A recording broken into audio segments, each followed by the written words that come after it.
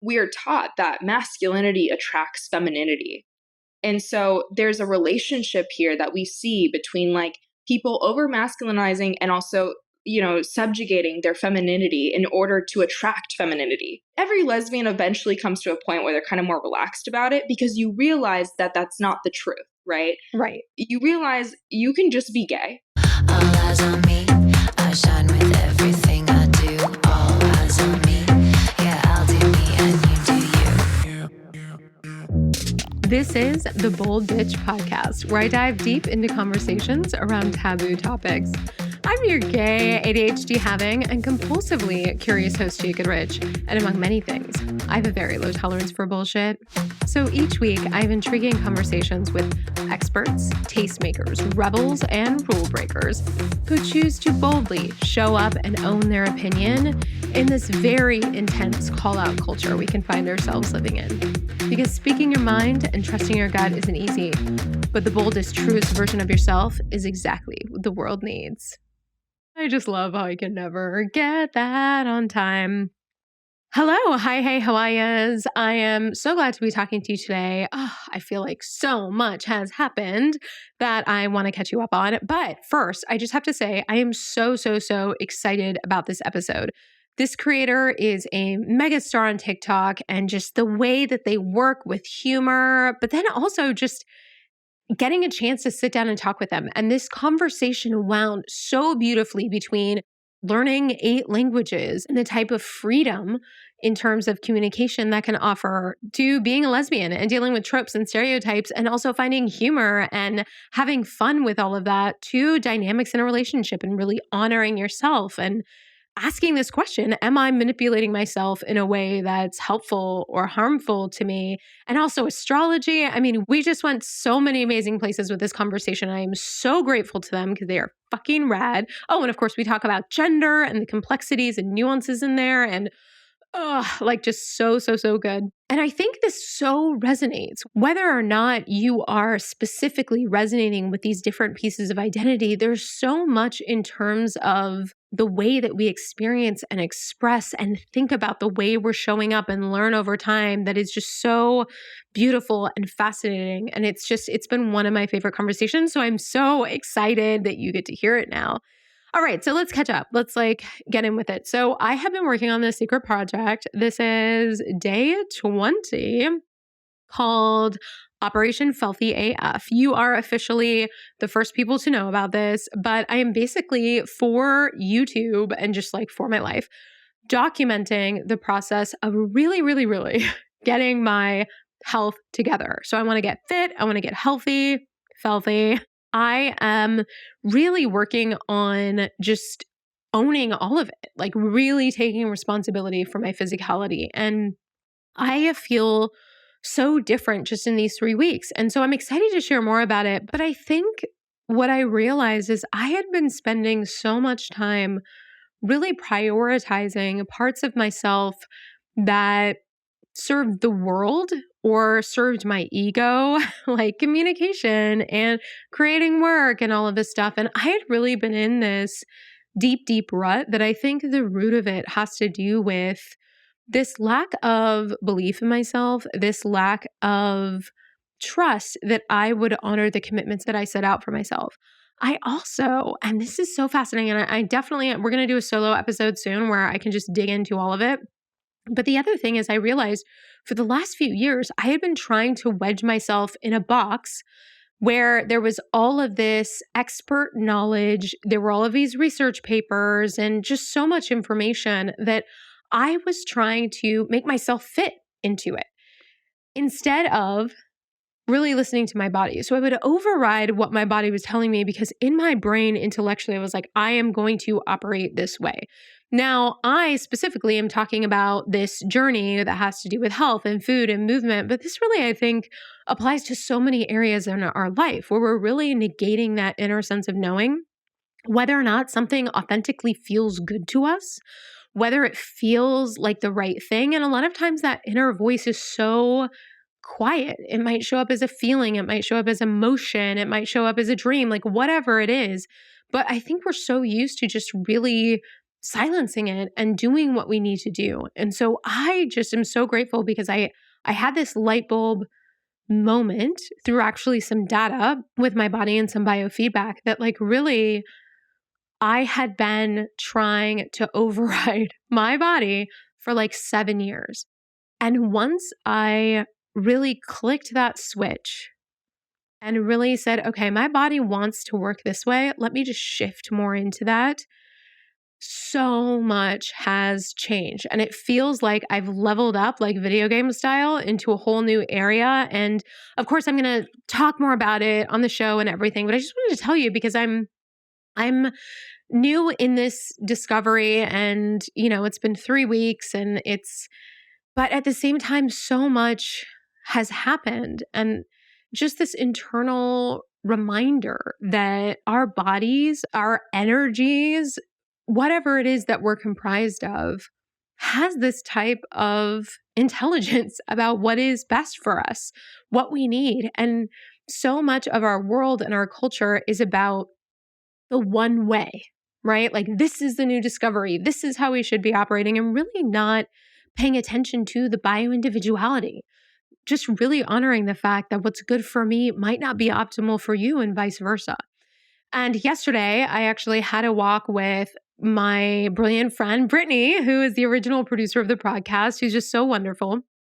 And we were just having one of these walk and talks and really just sharing a story. And, we were talking about the story, but really what came to mind when we were talking about things is just this remembering that we don't know what is truly best for somebody else. And so when it comes to friendships and wanting to give a friend advice or really disapproving of a decision that somebody else is making, with that comes this kind of, and this is like really embarrassing to say because I've spent so much of my life doing it, but really it comes with this audacious energy that we know better than that person, what's best for them, that we know better than the universe, what's best for that person. Like, when you really think about it from that perspective, it's just silly that we are the ones with all the knowledge. And this can extend to like religion. This can extend to movement. I mean, there are just so many areas where I have at least found myself really asserting my beliefs, my opinions, what I think is right. And so it's been this wonderful returning to humbling process of really saying, I am discovering and learning what is right for me. And I'm trusting that those around me are on that same journey and process about what's right for them. Instead of offering advice, instead of offering opinions, what if I just trust that the ride that they're on is exactly where they need to be and what they need to be doing? And what if I just show up more as a mirror? I'm reflecting from my perspective what I see and what it sounds like they're saying and some of that feedback that they're getting through their own body and what they express. And that has just, in this little adjustment recently, I mean, it's been evolving over time, but really, I've just seen such a shift in my relationships with other people and with myself in really just this process of honoring it all. Honor it all. And it's just been so lovely and so beautiful. So anyways, I wanted to share that with you. I'm definitely going to do a solo episode coming up here really soon. And we're going to dig into all of that. So in the meantime, if you have any questions or any curious things that you have about me or what we've talked about on the show or anything like that, make sure to send us a DM or tag us in Instagram, and I will add some of those to the show, any questions that you ask. And I'm just so glad you're here. I deeply appreciate you. And of course, as always, if this show resonates, share it with a frenemy, because I know you're going to love it. Today's guest is an absolute force of nature in the digital space. They have amassed over 1 million followers on TikTok, creating content that is so fun, so funny, so raw, so real, that you end up walking away feeling seen as fuck and just totally delighted in the queer identity richness of it all. They are a style icon, a polyglot, a comic and writer extraordinaire, and I have been obsessed with their content in a big way. On TikTok, what is so wonderful is not only do they create content around learning multiple languages and just their super full intellectual capacity, which is major, but simultaneous to that, they create characters that are so joyously and so accurately reflecting some of the beautiful and hilarious parts of queer POC culture. One of their major ones, which is one of my favorites, is A Lesbian Parent, where you are the POV of their child, Cornelius, and your parent, Donkey Kong, the lesbian boss, babe, money mover maker, is cultivating, curating, managing the life. And it is just so funny and fun and fresh and just all the things. What I love about their work is that there is this rich, thoughtful, intellectual backbone to the things that make you laugh, which is so true to life. It's not laughing at someone's expense. It's really laughing at the messy, fun parts that make up our experience in just such a wonderful way. And the representation is just so wonderful. The bold, the dazzling, the unwaveringly fabulous Kate Hina Sabatine. TikTok is such a weird world where you don't know exactly what you're going to get served up. And For then when you sure. stumble upon somebody that you're like, "Oh my gosh, I love what you're doing." And then it like signals to the algorithm, then you start seeing other really cool people. And I feel like since I can't remember exactly when I stumbled upon your content, but I feel like ever since then I've been seeing more people who are really serving the queer sensibility, the humor, we're laughing at ourselves, and you For probably sure. won't get it because you're not a part of what's going on. And yeah, and it just makes me so happy every time I see it. Yeah, I think that there's definitely like a missing gap between what the general population understands about queer culture and also like how much we as like queer people between us, how much we don't even realize what we have in common. Like there's this thing like you said like queer sensibilities that's so niche and so bizarre that we all kind of relate to this like experience, this sensibility as you describe.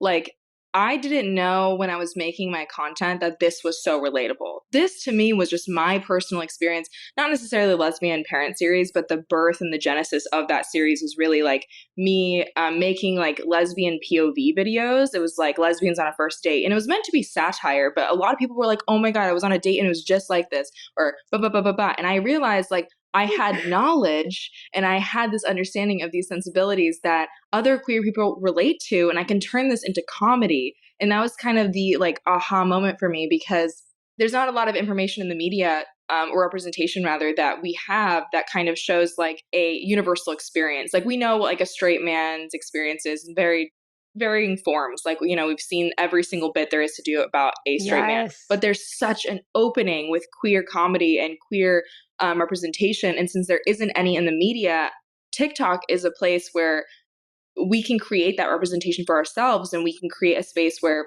we're creating culture. And I think that's a really interesting thing about this beloved app, you know?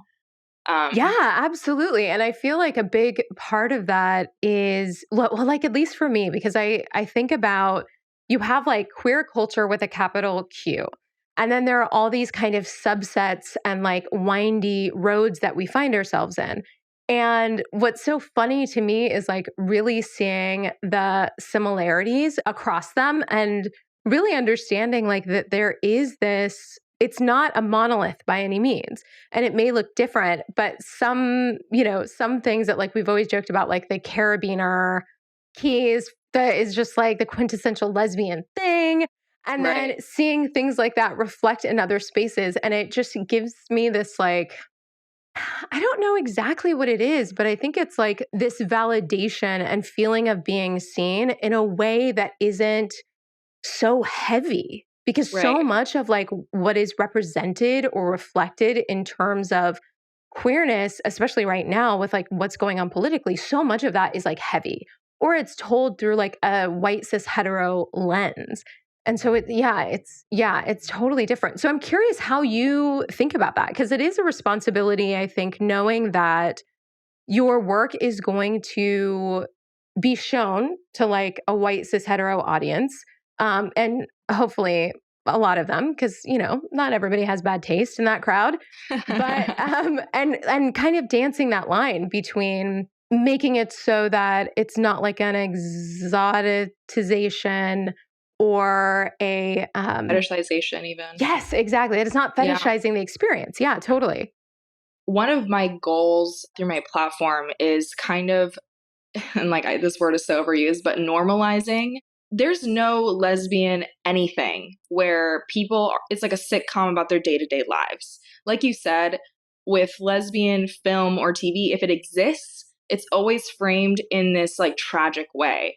There's like this saying, like, it's not queer if it's not tragic, and Mhm. that's horrible, but it's true in like movies. Like, we have great, great films like Portrait of a Lady on Fire, for example, and we have these like amazing films. But again, they're white cis women, and also like it's a 17th century like period piece or something like that, Right. right? So it's like none of it is realistic, and none of it really showcases lesbianism that's not in this like dramatic and traumatic way. Like the ending is either they don't end up together because they have to end up marrying a man, and don't end up together because one of them dies, or like it's always rooted in tragedy. And then with what I do, I tried to make lesbianism um, through educating people about obviously lesbian culture and queer culture, but also in like this lighthearted and fun way, because in my lifetime, I've never seen lesbianism presented in a way that was like playful and sweet and even nurturing or caring, which is really what I think is like the fundamental basis of lesbianism.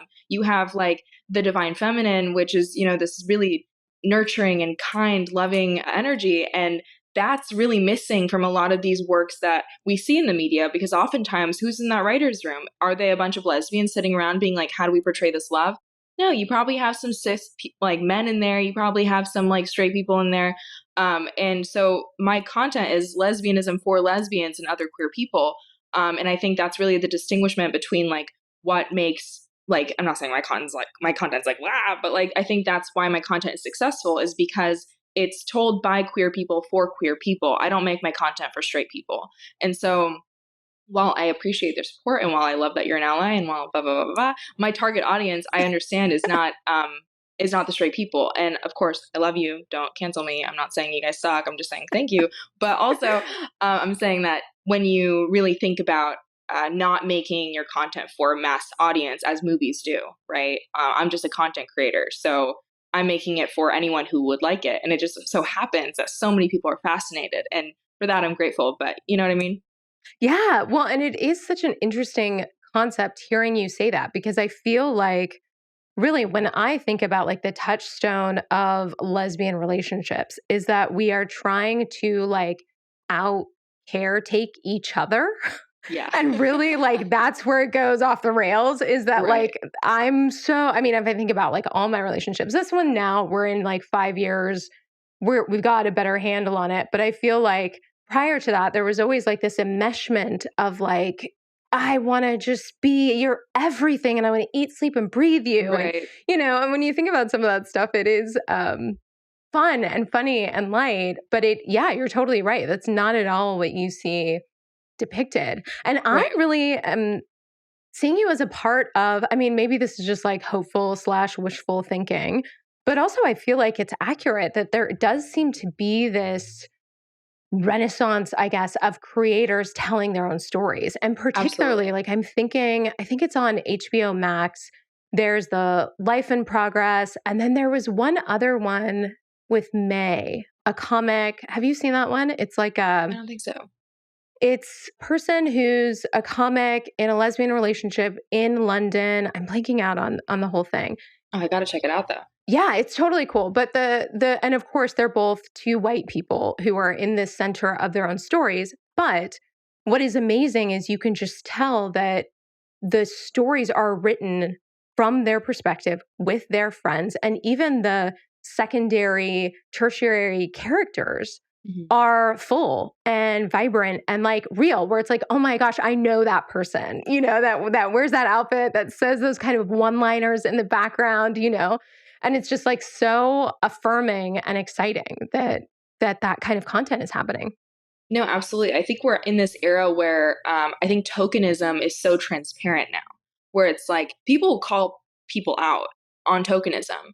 And so you Hmm. can't have a queer character on the side anymore. You can't have a black character on the side anymore. You can't have an Asian character on the side anymore because people will be like, well, this character was great in theory, but like, and you gave us like a person of color, you gave us a queer person, but what is this character's motivation? What is this character's story? You don't know anything about them. And so with Gen Z being so sensitive, not in a bad way, sensitive to these issues about representation, meaningful representation, which I love. I love that about Gen Z. They're demanding more from what we see in the media. And I think that we no longer feel represented by like cis love stories anymore. We don't feel inspired by the triumphs of some couple trying to afford a ranch. Like that just feels really, it's been done a gajillion times, right? Yeah, or living in impossible environments where you're like, how could you afford this without a trust fund? Right. And what I don't understand is like there's so much room and so much unprecedented space for queer media. There's so much space for it because there's every story that you told about a straight person, you haven't told about a queer person.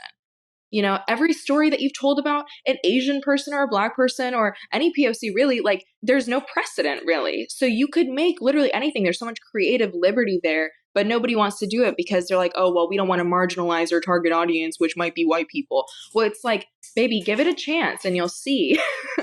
You'll see that there's an audience for this. And what I hope of any like movie person were to ever show up on my TikTok page, I want them to see like, look, there's a demand for this kind of content and you should hire queer writers and you should hire queer comedians and queer people to tell the story for you because we know it and we can tell a really good one. When going off what you said about the secondary and tertiary characters, I think that good writing would make every character meaningful and every character something that the audience can, if they don't find commonality or alliance with like one of the main characters, they'll find it in a secondary or tertiary character. And I feel like that's sometimes what the objective of these secondary and tertiary characters are, is for us to Right. find relationship when we don't ally with maybe the leads, for example. As I've gotten older, I've been trying to be more aware of is this idea of manipulation, right? And I think like going back to this idea of relationships, I, as like a recovering people pleaser person, trying to show up in the world, like trying to get people to just love me, like me, whatever the situation is, like I am really realizing that all of that was manipulation. Like Oh, yeah. every time that I was stunting my truth, that I was not honoring my needs, was me trying to do the same thing that dogs do to us. Absolutely. And it's a lot of like going on the topic of manipulation, I feel like there's a lot of self manipulation too. A lot of the things that we believe about ourselves are things that we've manipulated ourselves into believing. And manipulation is really just repetitive lie telling, right? It's like subtleties and it's repetitively telling yourself the same truth that may not be the truth, right?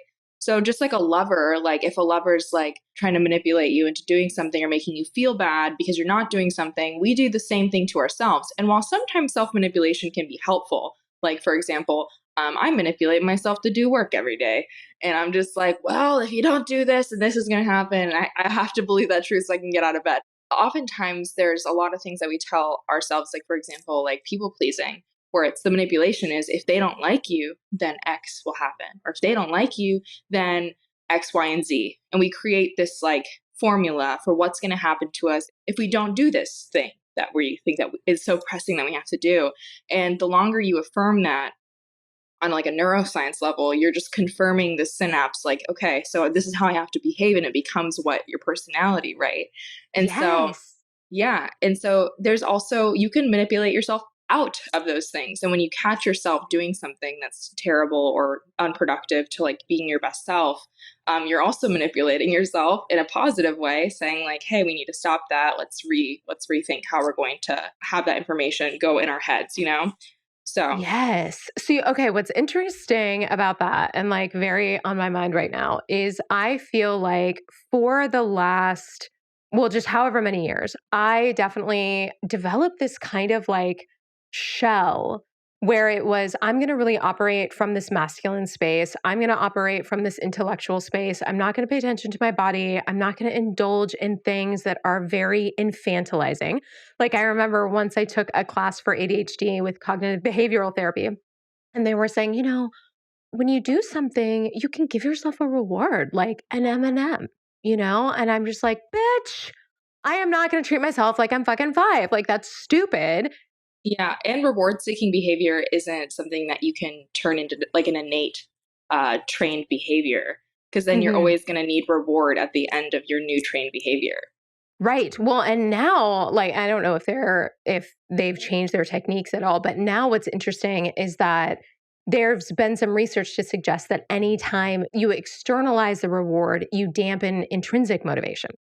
Yeah. So, to me, I'm like, there were so many things wrong with that. However, I now have gotten to a place where I've been so deeply humbled by life across multiple fronts that I am like, whatever it is, no matter how stupid it is, I will do it. And in fact, right now, I'm filming a YouTube video doing a 5-day high five challenge. I don't know if you've heard about this or Mel Robbins. I haven't.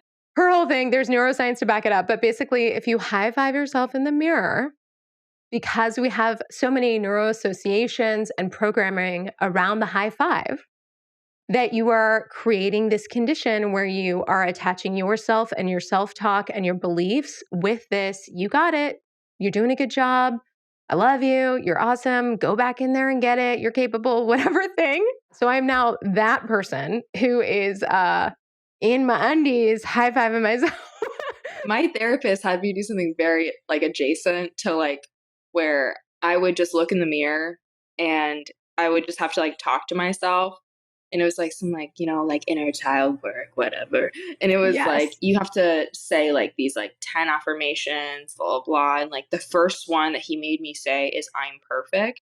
Now, while at the time that felt really silly, now I believe I'm perfect and my head is bigger than like the moon right now. So it's like I need to be humbled and someone to tell me I'm not perfect because I've been doing this now for a decade and I'm like, listen, no one can touch me. I'm like literally someone criticizes me and I'm like, Yeah. imperfect. I'm like, Oh my that doesn't gosh. align with my truth. But thank you for that. Oh my gosh. Well, see, and I'm envious that you got this start in it because I think for me, my brain has always been so resistant that like affirmations, none of that stuff has worked. Also, I think mixing that with my neurodivergence, I'm not really good at sticking with things very well if I don't like immediately love it in an obsessive capacity. I just have always had really horrible self talk, which I'm trying to work on. But yeah, it's interesting. So all the tools. So maybe I'll try that too while I'm high fiving myself in the Yeah. mirror for this challenge. Say that I'm perfect. I mean, both of these are you're manipulating yourself into Right. believing in something more productive. You know what I mean? Yeah. And the same way that you've manipulated yourself into some of the things that you say about yourself during your negative self talk, Hmm. like at one point you kept telling yourself the same truth. And up to this point, you keep repeating the same truth. And it's actually easier to undo that than it is to form it to the strength that it is now. You know what I mean? Hmm. And Yeah. so, the high fiving, telling yourself that you're perfect, whatever your method is, just keep it up, man. Put a sticky Yes. note on like your mirror. I used to put sticky notes around because that was nice for myself to find them later.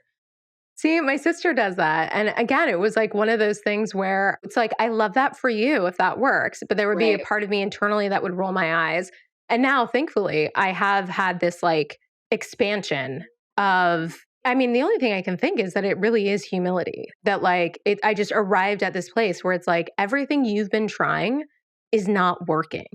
Everything that you've been like, there's always been this ceiling to my own internal success or the way I show up because of the way I treat myself and the beliefs and the manipulation that's pointed toward myself.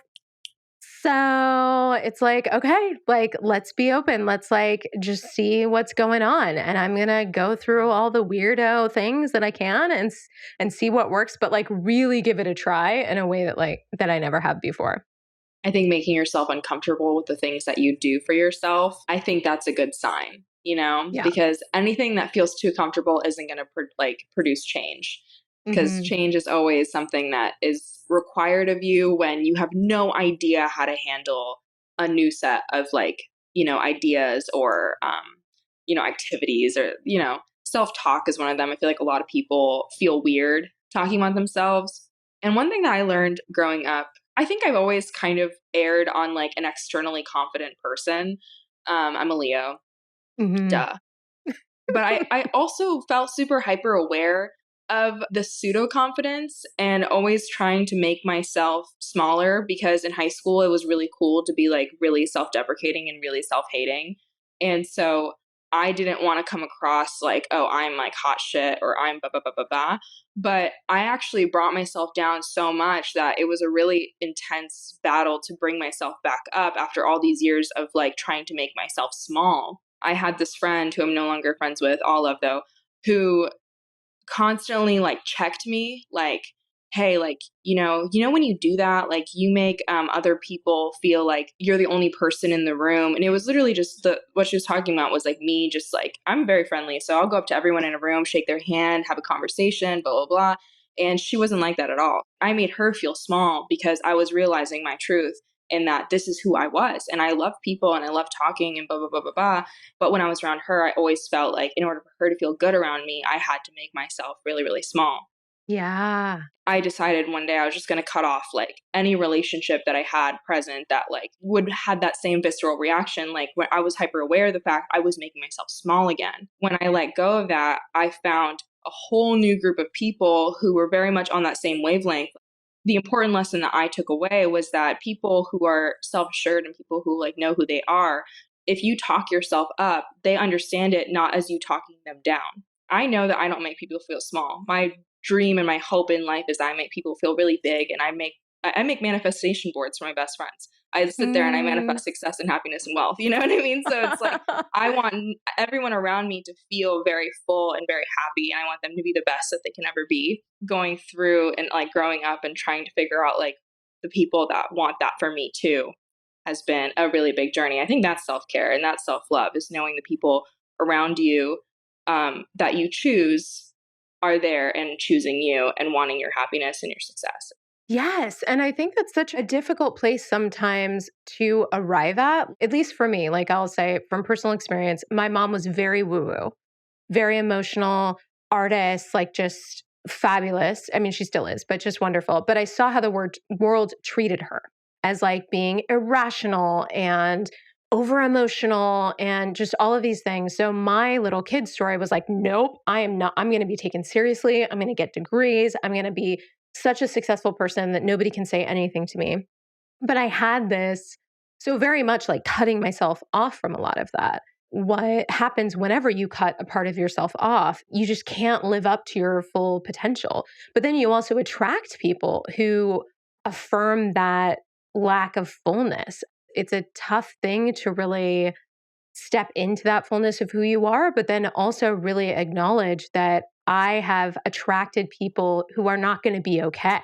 Like I've been talking about boundaries a lot. I feel like that's just coming up like in the zeitgeist quite a bit.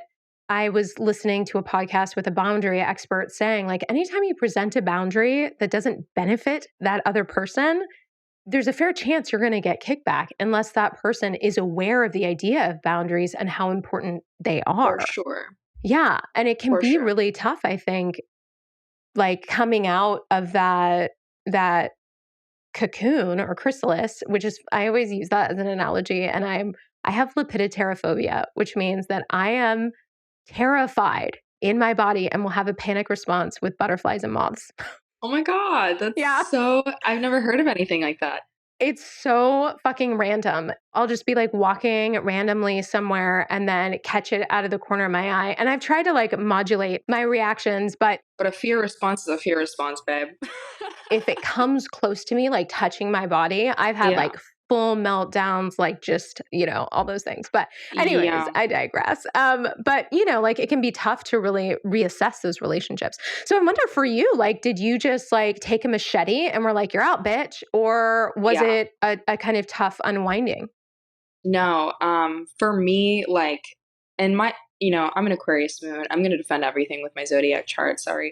Um, but for me, time is like my most valuable thing I have. I take my time very, very seriously. And so for me, I knew that no matter what I said in this particular instance, no matter how I tried to defend trying to cut the relationship off, no matter how much I tried to talk to them about it, I knew that I didn't have the strength at that point in me to handle defending myself because I would cave because I was still working through being a people pleaser. And I knew that if I were to sit there and, been like, so this is how I feel. How do you feel about that? And we were to have like this conversation. I knew this person wasn't good for me. And I knew that no matter what they said, they were not going to be good for me at that point in my life. So I had to make a decision. If I have this drawn out conversation and take my time and my emotional energy to have this conversation, I knew that it wouldn't change how I really felt, but it might change the course of my actions because I'm trying to succumb to people pleasing. So for me, what I've realized is through my self-realization is that until I figure out, or I've worked on it a lot, the people pleasing part, but until I figured that part out, I wouldn't be able to just sit there and have this conversation about why you're not good for me anymore. So I just wrote an email actually, and I was just like, hey, this is like why this is not productive for me. And my biggest boundary, I suppose, that I set with my friends is that I tell them, like, if at any point, just know that I love you so much that I want you to thrive in any situation that you find yourself in. And if at any point I'm no longer conducive to your happiness, or if I'm bringing you down, or if there's something that's conflicting in you because of me, just know that I will let you go lovingly. And I tell all my friends that because I don't Wow. ever want anyone to feel how I felt trapped in that relationship with my friends that were not really my friends. Right. I tell all my friends and I give them that permission so they know that I understand that their time and their heart in our relationship is not necessarily permanent. And I don't mean that in a sad way, but I can't take it for granted. And so I have to show up and I have to continue to show up for these people who are showing up for me. And if at any point I don't show up, I want them to have that permission to say, I love you so much that I'll let you go. And I think that is what I've really learned through being friends with people who I had a hard time letting go of because I never had permission. It felt like I was married to it. I couldn't leave. And I say this with my partners, too, my romantic partners. And this is why I'm friends with all my exes. I tell all of them, you can let me go at any point and just know I'll never hate you for it, and I'll never think less of you, and I'll love you for it even because I know that this is what you needed to do, and I respect that, and I respect you enough to know this has nothing to do with me and everything to do with you. And what I can do in this situation is lovingly let you go. And that's the final act of love you can have in a relationship, is to let somebody go. Hina, that is so powerful. And I've never thought about really stating that on the front end. Mm, Like just saying like this is what it is. Cause I'm similarly friends with most of my exes. And to me, it doesn't make sense that if you go through a lot of life with somebody, you share so much love, so many experiences. And then for whatever reason, that doesn't end up being forever. Why should you then never speak to that person again? Like, why should you dishonor all of that? I think we've all gone through so many relationships where, whether it's timing, whether it's just energetic fit, whatever it is, that it's just not working anymore. And giving somebody permission to like detach and know that there's not going to be any hard feelings, I think is really powerful. Yeah, and kind of the goal, right? To be able to be aware enough of what is yours and aware enough of what is the other person's that you can say, like, regardless of what I would want or my hopes or dreams for this would be, like, I understand that you know what you need. And if it's not me, it's not me. right. And I think it's like the way to honor that person's autonomy to the maximum capacity. And for me, like my biggest fear in a relationship is becoming so intertwined, or like we became one, because that is a horrifying thing for me because I just feel like I want to love like an individual, and I understand and I recognize like that individual for being just like a single person that has literally nothing to do with me other than the relationship that we share. And like another thing I tell my romantic partners is like, and this is maybe a hot take, but for me, I actually don't mind if my partners sleep with other people outside of my relationship. I don't really mind if they date. I don't mind. I don't really mind. I don't really mind Hmm. anything. And part of this is like my philosophy of love. And I'm not saying this is the right way, but this is just my philosophy is like, freedom. And like, I put that at the forefront of my definition of love. Love is freedom. And it's the same kind of pathos that goes into like why I tell my friends to let me go if it has to happen, is Mm-hmm. because I'm 25 years old. So when I think about being 25, there's a lot of selfishness in this decade of your 20s, right? There's a lot of selfishness and there's a lot of self discovery and there's a lot of X, Y, and Z. I was fortunate to have started understanding myself at a younger age because I had therapy, I had X, Y, and Z. I've traveled a little bit. I have a lot of experience, but for a lot of people, they're still on that journey to discovery. And whether that be through sexual discovery or whatever it is that you need to do, dating, getting experience, whatever it is, I don't want to rob anybody of that. And until I'm married, and even then I might be open to it, but like until I'm married and there's someone who I want to spend the rest of my life with, I understand that we're all just trying things out. I told my friends like, or my partners, like one time an ex-girlfriend was like, hey, I'm at a bar. There's this person who's really hot and they're kind of hitting on me. And is it okay if I blah, blah, blah, blah, blah? And I was like, yeah, sure. Thanks for letting me know. You Mm-hmm. respect me to tell me. I respect you and your freedom of choice, and you can do whatever you want as long as you're being safe. And that's totally fine. It really just goes back to like, I respect and I love myself enough to understand that this is not a threat to me and this is not anything to do with me. Nothing really has anything to do with me, just Yes. generally. There's Yeah. so many things that literally have nothing to do with me, but everyone thinks it has to do with themselves. You know what I mean? Right. And if you take the taking things personally out of life's equation, there's so much growth and so much self restraint that you can gain from just understanding that not everything is about you, and it's not. And like, I'm a Leo, man, I'm saying this is a Leo. Not everything's about me. Not everything is like a personal attack. Not everything is worth being sad or angry or upset about. Someone wants to have a sexual experience. What is a sexual experience? I think it's arbitrary. It's like it could be nothing, you know what I mean? So it's like, and if someone is better suited for that person, why would I? Because the fear is like, oh well, what if they sleep with so and so and then they like them more? Well, girly, I hope if they like them more, they would go for it, because I want my partner to have happiness. I want my Mm-hmm. partner to be fulfilled. If I can't be better for my partner, what does that say about me? Do I need it might not say anything about me. It might just be like that person's just better, a better fit for my partner than I was. And that has literally nothing to do with me. It's nothing worth being sad about. My partner was an individual who found another individual who was more organically matched. That means that that person wasn't my person. I thank them for their time, their honesty, and their love, and then I let them go with love. And that's my take on relationships. Might be why I'm single, but Well, I love it. And I feel like I'm very aligned in that way. Like, I wouldn't identify as being polyamorous because I've never had that experience. And the last relationships that I had been in where openness was even a part of things, it seemed like there was one moment in particular I can think of with one of my former partners where it was like we had this conversation where I'm like, why don't you like have sex with other people? Because we definitely had like LBD at this point, which Mhm. if you don't know, it's lesbian bed death, all of you who are listening. Um, and they, I was like, why don't you like go out and, and sleep with other people? It's totally cool, totally cool. And we were talking about rules.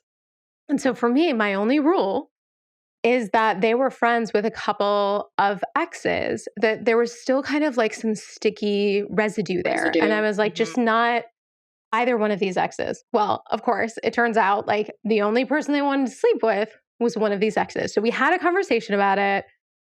They slept with this person who I also knew and loved, and she's an amazing human. But then, and at first it was like kind of hot. Like after that night that they like slept together, I was like, oh hi, like LBD who? Like hi. Right. But then I saw like just glimpsing like texting that was about like lovey-dovey stuff. And I was just like, I struggled with it for a little bit, like a few days. And I was just like, I don't have the capacity for this. I think I have the capacity for us to sleep with other people. Because to me, there's something very different about the type of connection sleeping with other people than having like loving consistent relationships with other people. So it ended up like they were very respectful, and it was fine, but it made me laugh that I was like, oh, the one boundary is Right. hit No. immediately. So I'm curious now like where I would be with it, because my partner now is like no go. But yeah, but I've definitely always been like into the idea of openness because I think sexuality is also very different from like your person. For sure. And I think that that's like very much like the animal brain, where it's like the animal brain's like, hey, I want to fuck, I want to do X, Y, and Z. And I don't blame the animal brain. I'm just like, Right. you're doing you, girl. Like my animal brain's in there. And I know from personal experience that like when I've slept with people outside of my relationship, consensually, obviously, it didn't change at all the feelings I had for my partner. It actually made me want to go hang out with my partner right afterwards. Cause I was like, anyways, like I got that out of my system. Now I want to go spend time with the person I love. Which like, and I think that also like it only made like my partner and I's like sex life better because ultimately like now we just learned some new things and now we're trying new things. Like, you know what I Yeah. mean?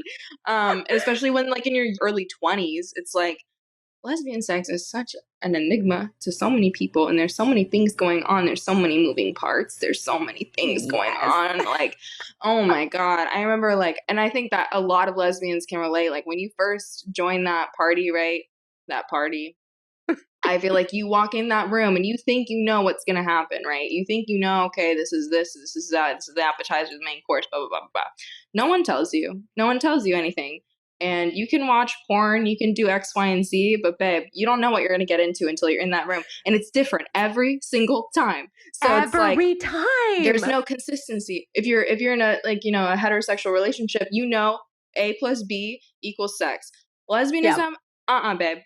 Good, nice try. Because there's so many different things that go into it. Some people like this, some people like that. It's different every single time. The order of events, the Yes. duration of events. Yes. Sometimes it can be the polar opposite. Like you can do one thing with somebody that they are like, oh my gosh, you're a goddess. Like, this is so amazing. You're fabulous. You apply that principle somewhere else. They're like, what are you doing? What? Nope. Do not like that. It's like, Yeah. okay. No, it's a mess. So, I forgot what I was even talking about. We're talking about open relationships, but I think Oh, the yeah, lesbian yeah, yeah, sex yeah. thing is also interesting. But yeah, okay, finish your thought though. Like having sex with more people made me realize like, oh, there's so many things out there. There's so many things that I didn't know anything about because I was just with this person. And now we have all these new tricks and little Mm-hmm. fun things that we can do. And I didn't know any of that. My sex life with my partner got better because I was in an open relationship. I don't even really define it as open relationship. It was just like a loose relationship rather. But Mm-hmm. it was a relationship with loose boundaries. Actually, I take that back. It had boundaries. It was just we're liberal. We were in a liberal relationship. I'll call it that. But yeah, so lesbians. Yes. Well, Yeah. and I am so grateful that when I came out and just fell into this group that we were running like 20, 30 deep. Like it was a straight mafia. And we would like have all these shared conversations or whatever. And then, of course, it was super incestuous, obviously. As it always becomes. You have a group of like 4 more gays. They've all dated and been together. Yes. But the Yeah. thing that was like really amazing about that as an experience is that I got this crash course in how it all works, which to your For point, sure. it's still not the same as real lived experience. But like I remember my friend Braylee, who we are no longer friends, but at the time, or sorry, not Braylee. Oh my gosh. Bailey? Oh my, yeah. Ugh, I feel like Just a girly. douchebag of a human not remembering her name at the moment. Anyways, we had a great time. Fucking love the bitch. Like, amazing. But, anyways, I remember at one point we were sharing like sexual experiences and whatever. And she was saying, yeah, I got to this place where me and she was saying like her girlfriend at the time that was a new girlfriend, that it was the first time that we had sex where I didn't have to tell her exactly what to do. And this was like the Iconic. 5th time they had sex. And I just remember like, wait, like that's an option? Like, what? Like we can Right. talk and guide and whatever. And I just remember it like totally opened my eyes because I thought with this heteronormative programming that people are just supposed to know your body and, and whatever. And I thought that there was something like defective about me that, and also like, I mean, this is a longer story. I was always doing performative fake Oh, orgasms. honey, who didn't? Who didn't? We were all there. If you comp-headed at one point, we were all doing it. Let's be real. Mhm. Yeah. Yeah. Yeah. And nobody wins in that situation. Like long term, nobody wins. Nobody wins. You're Yeah. having a horrible time. Yes. But I was totally in this, like, I'm going to be this, like, Sex seductress. goddess. Exactly. And what is a key foundational component of being a sex goddess? You have to be like easy to come and just, make people feel like they are just Lotharios and incredible. So we found out I am not the sex goddess. You are, just in a different way. Yes, exactly. But then also, and I'm curious about you if this is a part of your story at all.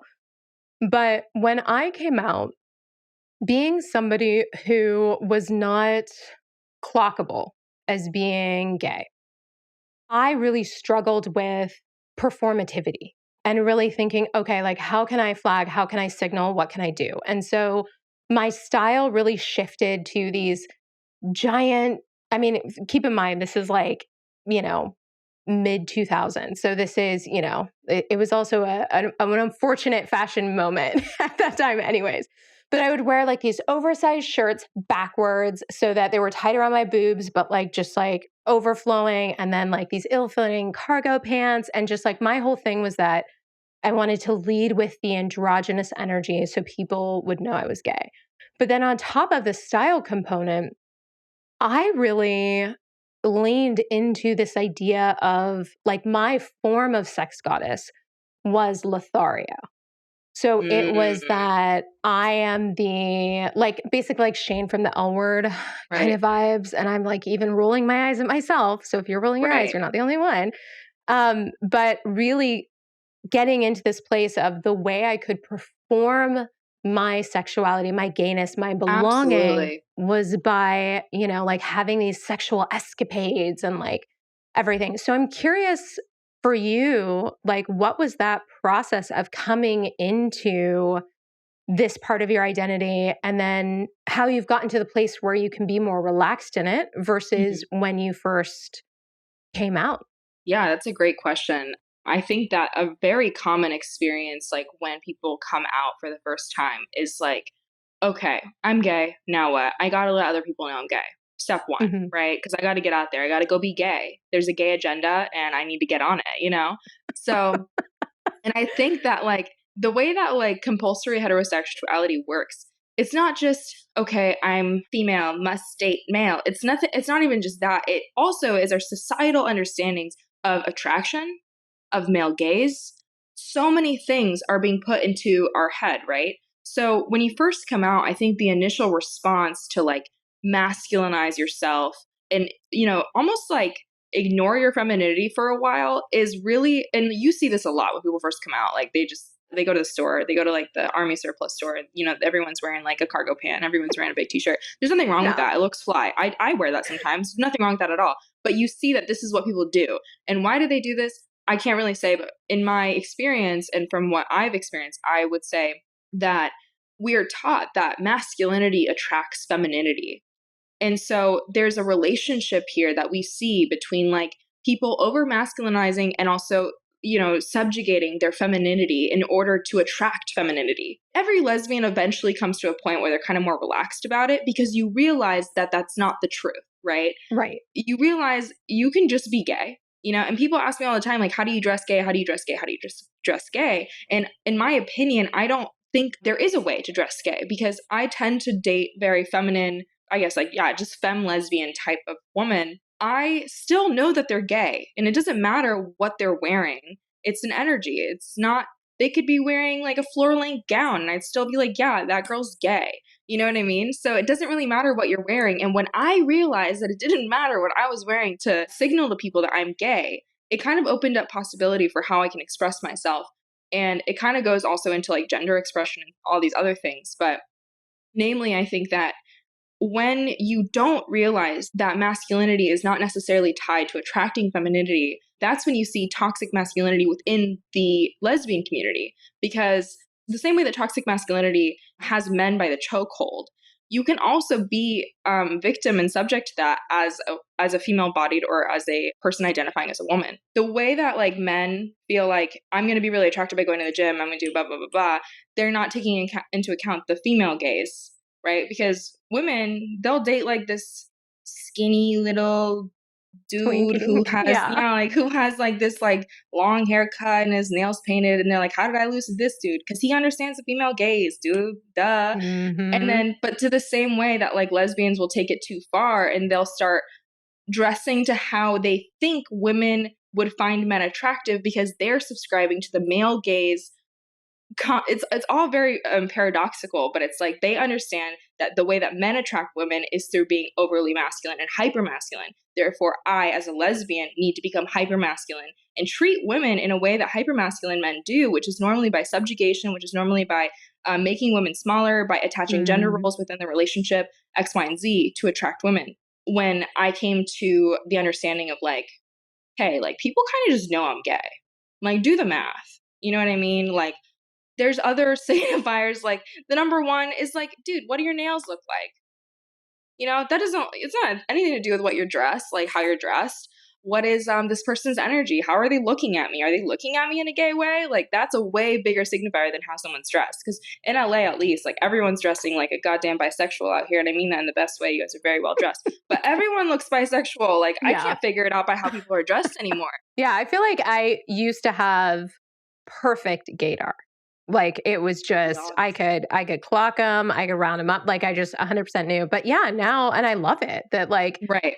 that there is just more, I don't even know if it's mixing necessarily. I think it's just queer culture is less counterculture now than Right. it was before. And so there's more that people are drawing from. And then I think there are more people in general who are identifying as a part of a sexuality spectrum that includes that. And so Right. it's exciting and it's wonderful.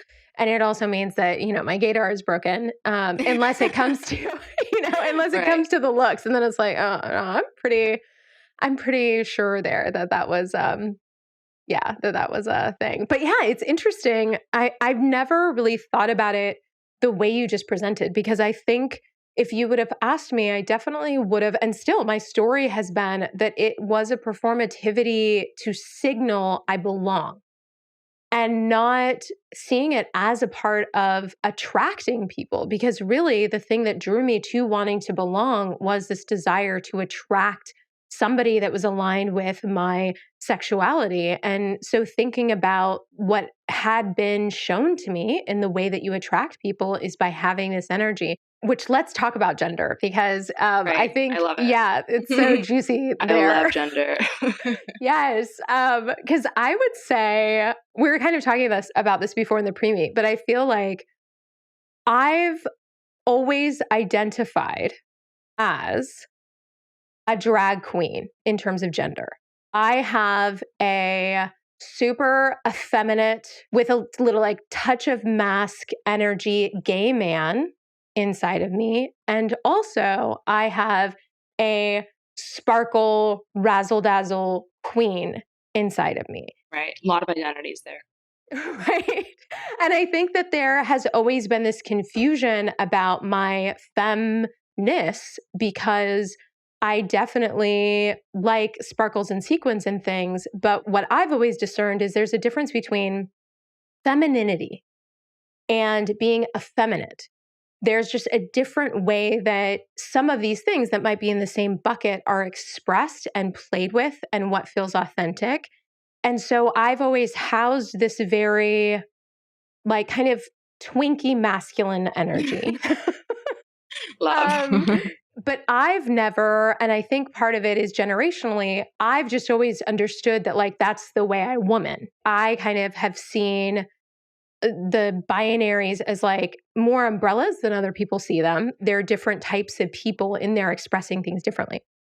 But this is all like thinking about when a lot of that language was developed. This was before terms like non-binary were a part of, I mean, I don't even want to say like popular culture. Like I'm even talking about like within the queer community.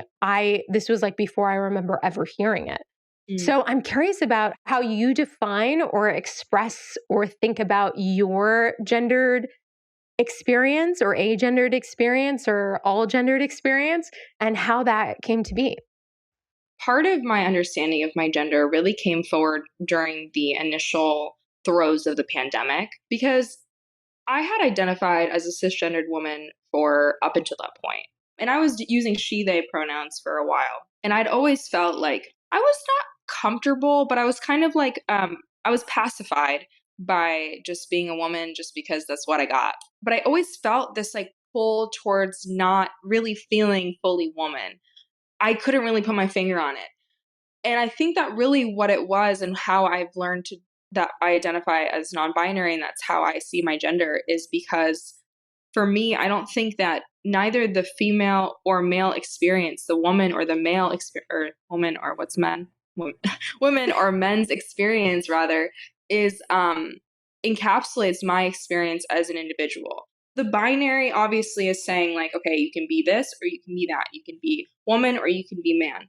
Woman and man, as we all know, they're constructs. They don't actually mean much, but they mean everything at the same time because society has put these things onto each of these things. Woman means this, man means that.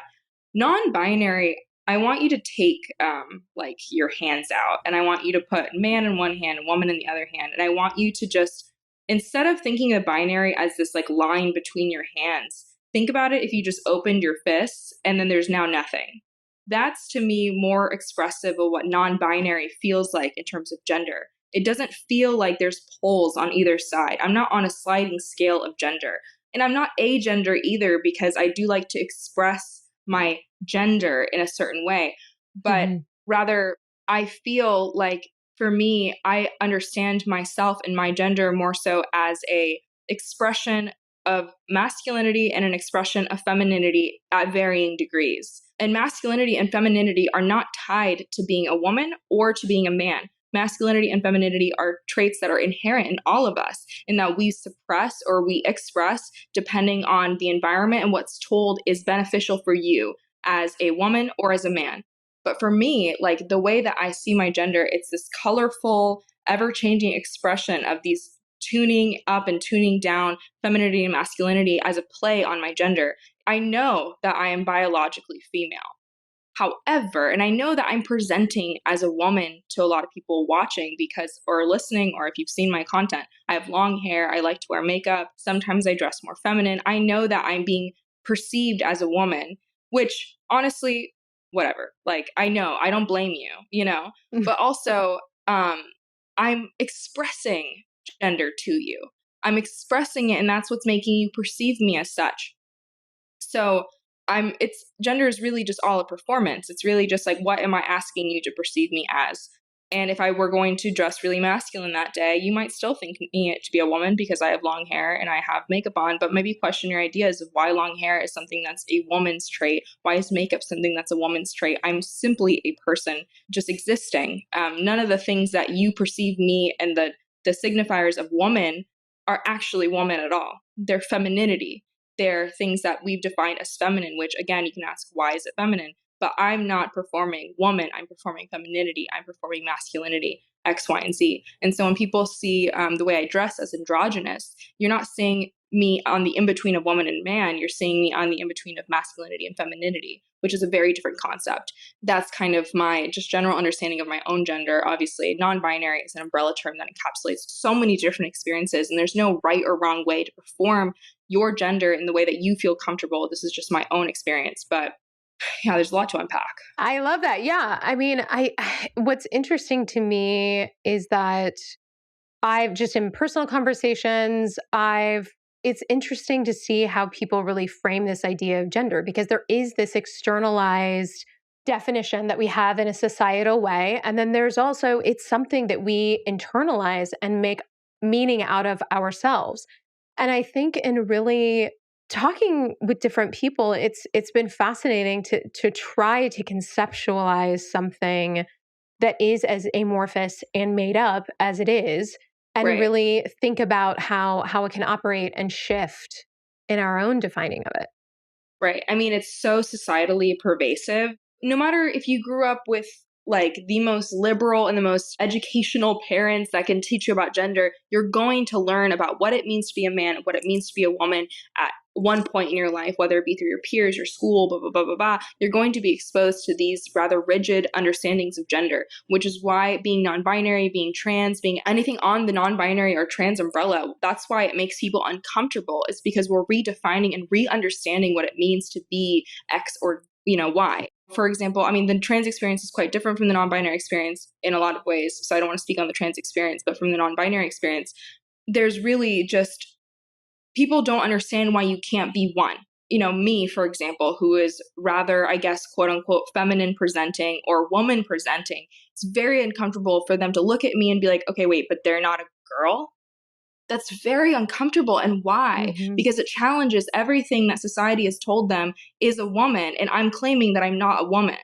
And so these people are highly, highly uncomfortable. And this goes for, anyone who is on either side of the presenting spectrum, right? And then so people are like, okay, well, I got a comment last night on my TikTok. Okay, if you're a lesbian, how can you be non-binary? Or if you're a non-binary, how could you be a lesbian?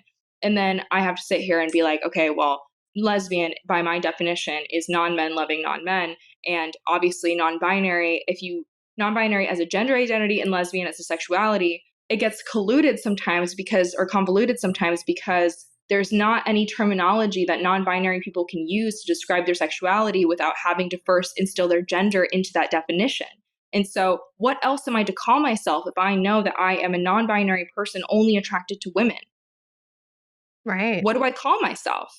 You know what I mean? There's no other term than to say that I'm a lesbian, right? Mhm. So it just gets really tricky on an online space, at least, to get people to understand your identity, and also like just the consistency of being misgendered on the internet and trying to like work through my gender and feeling comfortable in that gender, and then also just kind of consistently just being like, okay, well, I don't understand.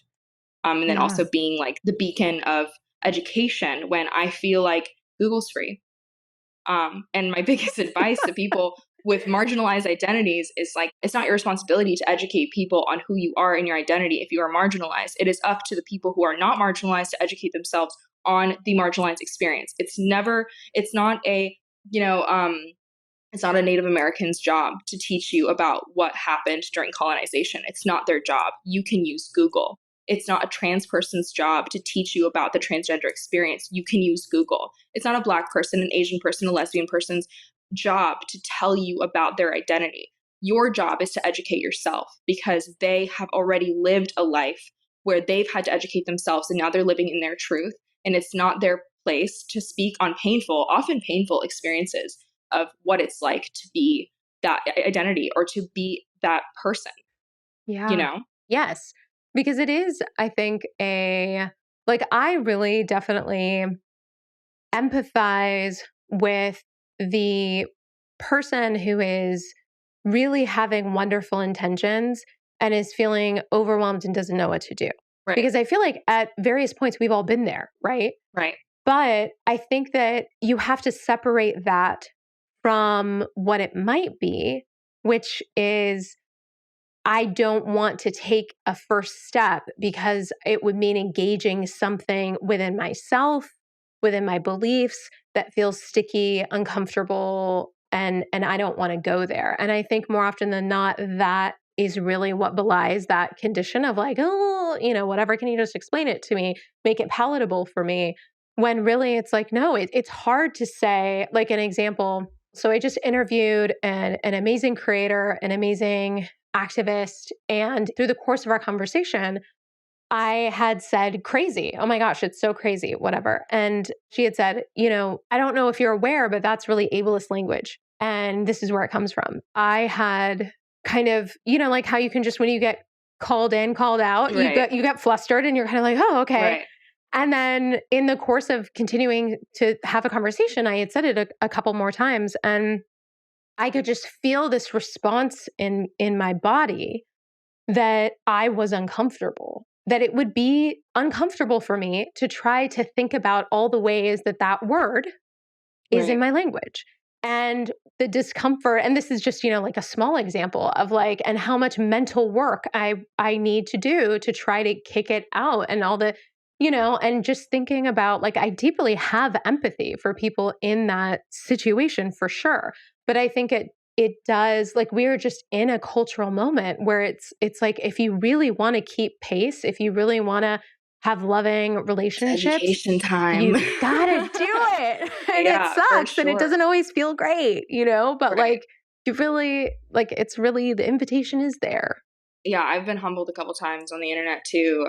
Like things I didn't know were problematic or things I just didn't understand. I could show you a bookshelf full of things I've read, right? So I'm sitting here thinking I'm a highly educated individual, and I think I've read enough about X, Y, or Z to understand how to go about speaking about certain things or blah, blah, blah. But there's always things you don't know, and it's always going to humble you, and it's always going to make you feel flustered because you think in your head, I'm a well intentioned person who tries their best to educate themselves. And then you get kind of thrown with this new thing, and you're like, oh my God. The right thing to do is like what you did, where you kind of just took a moment and you said, like, okay, well, that person's right. Maybe what I'm saying is not really the most conducive to this conversation. Maybe that is ableist, or maybe that is blah, blah, blah, blah, blah. And to really learn about those issues and why that is problematic. I think that there's a lot of like people who are, like, oh, this generation's too sensitive, this generation's too sensitive. No, like, we're not too sensitive.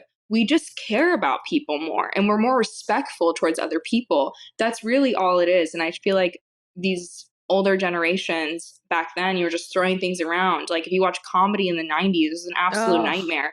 People are just throwing out yeah. slurs on slurs on slurs, and everything was always somebody at the butt of the joke. But Hmm. now, like, you can't do that anymore, babe. You have to actually No. be funny. You have to actually, like, you have to tell a good joke, you Yeah. know? Like, my partner is one of those. She's Gen X, and her whole thing is like, we got told, like, you're not special, rub some dirt on it, you're fine, move on. And, and really thinking like, your cultural messaging was, don't honor your body, don't honor your experience, and just suck it up when trauma comes calling.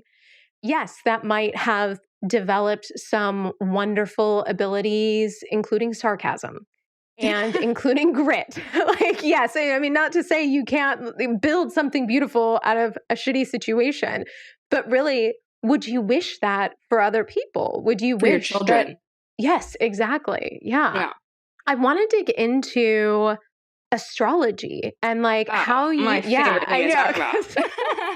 know. So I am just going to preface this with, I am coming to it as like a newer human, and there are a lot of aspects of it that Ooh, it's like, oh, okay. I didn't this I is didn't really new. know about this. Yeah. Yeah. So talk to me about, the role like astrology has in your framing of the world, and yeah. Oh, this is a conversation we're gonna get into. I mean, obviously astrology's been around since like literally we knew the moon existed. Just to like give you some cultural context, I really had like my coming out understanding in San Francisco. So San Francisco is like a very much like there's a lot of like young people, a lot of like people who are spiritual, not religious. Mhm. And the question I always got on first dates was like, so what's your sign? And I knew I was a Leo. Um, and I was like, I'm a Leo. They're like, no, like, what's your whole chart? And I'm like, what? And then so I had to learn astrology as a kind of vernacular to understand and relate to people. And that to me was my introduction to astrology, was literally just a means to communicate to people about my identity in the same way that the Mhm. corporate world uses the Myers-Briggs to kind of be like, oh yeah, I'm a blah blah blah blah blah. Right. It's kind of like a queer language that we have to express and understand each other, and it's a good relating topic, right? And what I like about astrology is that it's very harmless when used correctly, right? So it's just like, oh, you're a Pisces, like, oh, blah, blah, blah, blah, blah. And then you kind of just talk about it for a little bit. It's like small talk, but it's a little bit more meaningful because you're kind of getting information from somebody. And, while it's important not to generalize and it's important to keep in mind the whole chart and how the signs interact with each other, it is like a very interesting thing. And then you're like, oh, you're a Leo Venus. Like you must really like words of affirmation, and you're really big on making people feel really important and really loved, and you want to shower somebody with love, blah blah blah. You're very open about it. And then they're like, yeah, that's exactly how I feel. And then you have that moment of being like, okay, I learned something about you, and now Yes. I know this about you, and you feel understood by what I just said. And then it creates this space for relationship building that normally would take a long time to understand about somebody. The way someone loves, the way that their passion, aggression, or sexual energy manifests, right? Like a lot of these things that take a while to learn about somebody, you have a space and a reason to kind of dig into that on a very like, on a first date level, right? Right. Which honestly, I think astrology is the number one cause of U-hauling because, you know so much about somebody right off the bat. And then you're like, all right, cool. We know everything. Like, let's just move in together. You know what I mean? It's not even correlation, it's causation.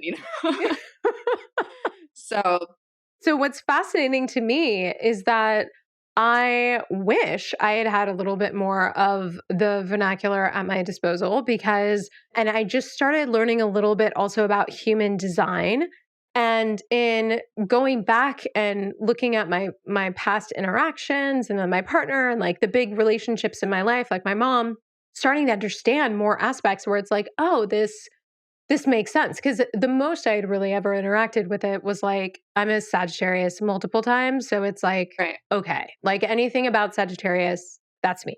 Okay, great. right, But yeah, it's been interesting learning more about it. And like to your point, I think not only does it help another person connect to you and learn more about you, but I think also yourself, because I would right, experience these contradictions that I wouldn't know how to articulate because so much about like, let's say, Sagittarius is like that we're, want to be in the spotlight and we have big personalities and, blah, blah, blah, blah, blah.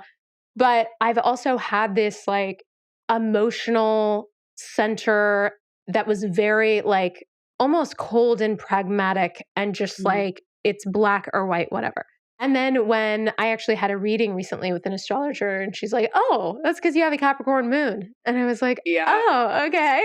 yeah. Tell me more. No, for sure. And there's like, I've seen countless astrologers.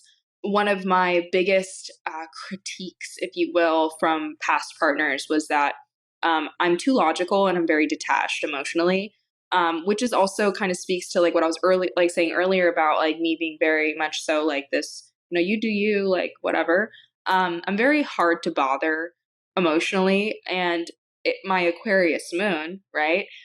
Is like this very logical, very emotionally detached sign that can come across cold if you don't understand how I'm expressing my emotions to you.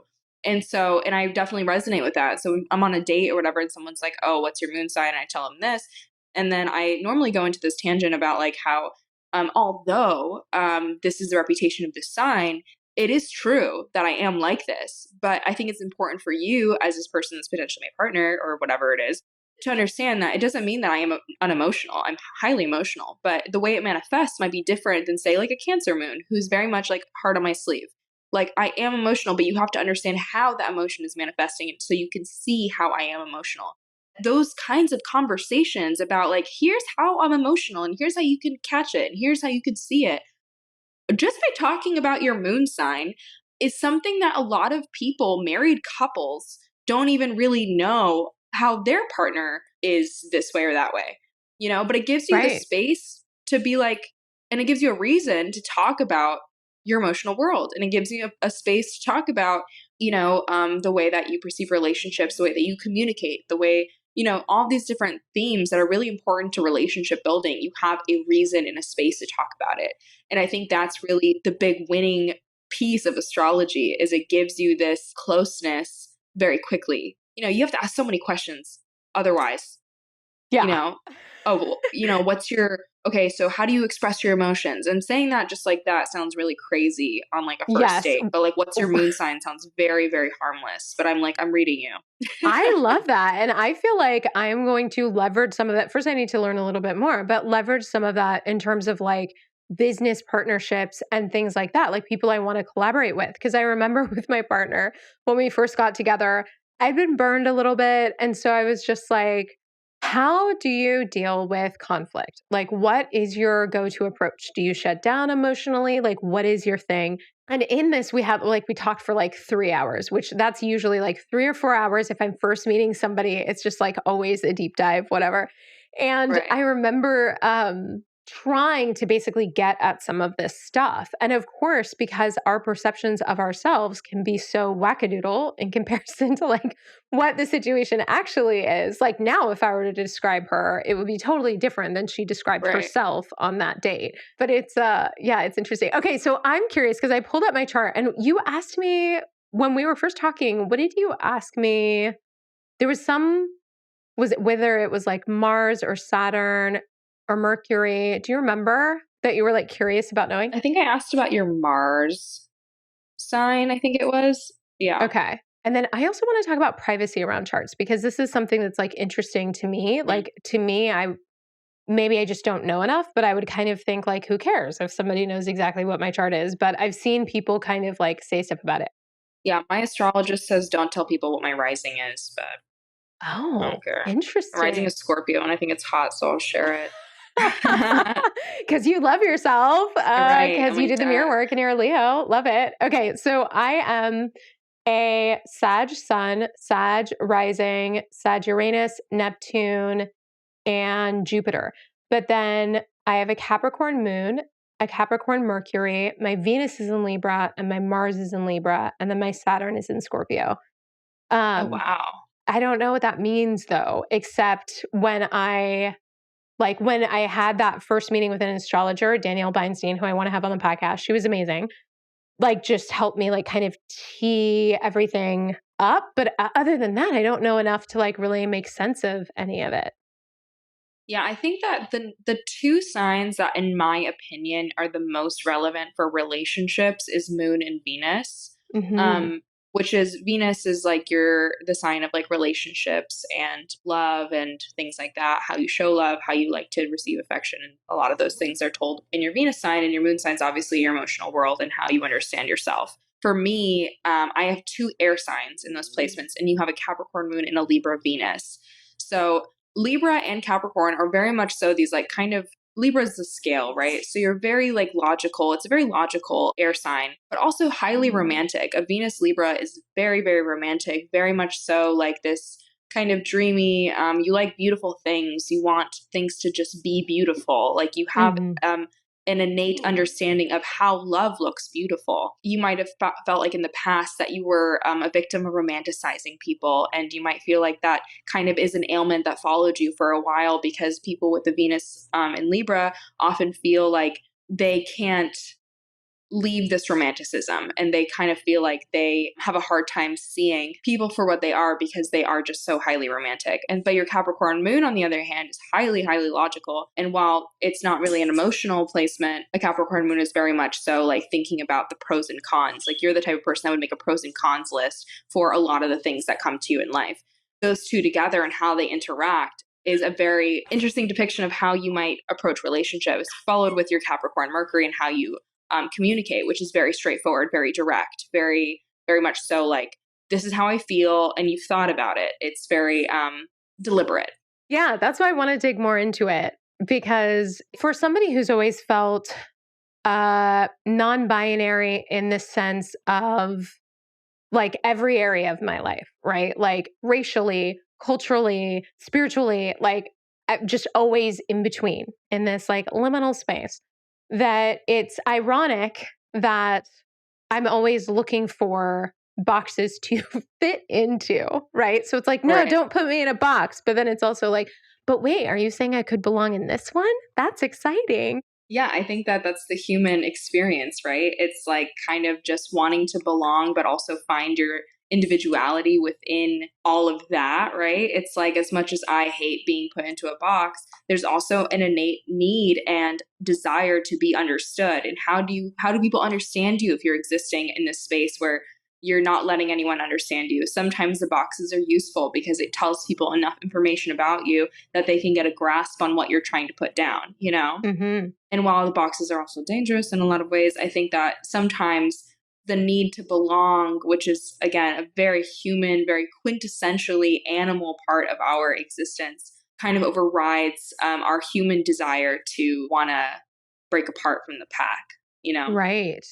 So I'm curious, like, was it your therapist or astrologer that was saying, don't tell people your rising sign? Yeah, my astrologist was like, hey, yeah, you shouldn't tell people your rising sign because then everyone knows the houses of what planets are in what house. And so that's a whole other bracket of astrology where there's 12 houses and each house may or may not have a planet in it. And then the houses represent different things. Like, for example, the fourth house is going to be like your emotions. And, your first house is like your core identity, which is always your rising sign. Your Sagittarius in the first house. And then so if people have this information, they can look at what other placements you have and be like, this is how I can manipulate this person. This is how this person, blah, blah, blah, blah, blah. They can use your chart against you, so to speak. So, but again, that sounds like a lot of work. Well, I know. I'm like, maybe this is like a quintessential Sagittarius big deal energy thing to say, but like, come at me. Okay. Yeah, you're like, try to understand, babe. Try to keep up. Yeah. Try it. Cause I'm Right. pretty sure like I can rock with whatever you're trying to like razzle dazzle me with at this Right. point. Maybe 10 years ago, but like at this point. Yeah, at this point, babe, you can try, but Yeah. listen, I've been to therapy for too many years. And I honestly think therapy is the number one cause of why I'm single. I just know too much, Clearly. you know? Yeah. And who can keep up with that? I'm like, man, I've been in therapy for so long. I like see red flags now and I can't be in a relationship. It's like, man, I kind of wish I was back in that oblivion. Well, and literally that is the thing about, and I'm not just going to say it's reserved to lesbian relationships. However, the processing of all the things. And I do think as you learn more about yourself, it's a shortcut to be able to say, I hate you right now. I don't want to talk to you. It takes a lot more energy to say, these are the feelings that are coming up for me. And this is where it's rooted in. And so this is because of this trigger. And I know where you were coming from was not that at all. Like, whatever. And to get into those, those deep dives where it's like, yeah, sometimes I feel like I'm exhausting, but I also I wouldn't want it any other way. Yeah, no. And I feel like, honestly, lesbians invented healthy communication, if I'm going to be honest. I can't tell you, the last time, even with the most, toxic individual that I've ever encountered, the way that we communicate, A1. We're sitting there and I'm like, so what is it that I said that made you feel like this? And what makes you feel like that? Is there something that was triggering in that for you? And they're like, yeah, well, this one thing, blah, blah, blah, blah, blah. And then they go into their thing and they're like, I know that it wasn't anything personal. I just wanted to bring this to your awareness so that way in the future. You know what I mean? And we're just having this full-blown, 15-hour conversation about, why, and I love it. I wouldn't change for the world. When I talk to just random people now, or when I'm dating someone, say, who's never been in a lesbian relationship before, it's always this whiplash to them where I'm like, for example, I was dating this girl once and she was having a horrible day and I just did the bare minimum. I just got her flowers and I made her dinner. And we were just sitting there on the couch talking, and I was just sitting there really listening to her, asking her questions. She started crying in the middle of the conversation. I'm like, what's wrong? Is everything okay? I'm so sorry. Did I say something? And then she was like, no, it's just that I don't really feel like anyone's really tried to listen to me like this before. And I'm like, are you serious? Are you serious? And I'm like, this is just the bare minimum. What are these men doing to you guys out there? Jesus Christ. And so, yeah, it's definitely this is the only way to communicate. How do you go back from this? Yeah, we are #goals. Yes. Literally. I know we need to wrap up soon, but really quickly before we dig into the G-Speed round, I want to tap into your polyglot situation. It is just so deeply fascinating. I know that when these are my life goals. I was asked recently at a retreat, if you had all the money in the world, how would you spend your time? And I said, I would keep doing what I was doing, but I would do it on a bigger scale with a team that is just, full and I love them, whatever. And then I would have a language nanny. And I would have that person who's just with me all the time, speaking to me in my target language all the time. And I would switch it up every couple of years. And I would be one of those people that at the age of 50 is I speak 14. Right. And it's me at a dinner party. I'm they're like, I'm bilingual. How many languages do you speak? And I'm 8. Right. No big deal. So I'm curious how it started, how it's going. It's a difficult thing if you think about how much time and energy you're putting toward toward this, right? That a Right. lot of people scare so many other people. So it's this huge commitment that to me is like so dazzling and exciting and wonderful. But I'm curious, like, It's yeah, very how Sagittarius of you. um, I was raised bilingual, so I was raised speaking English and Japanese.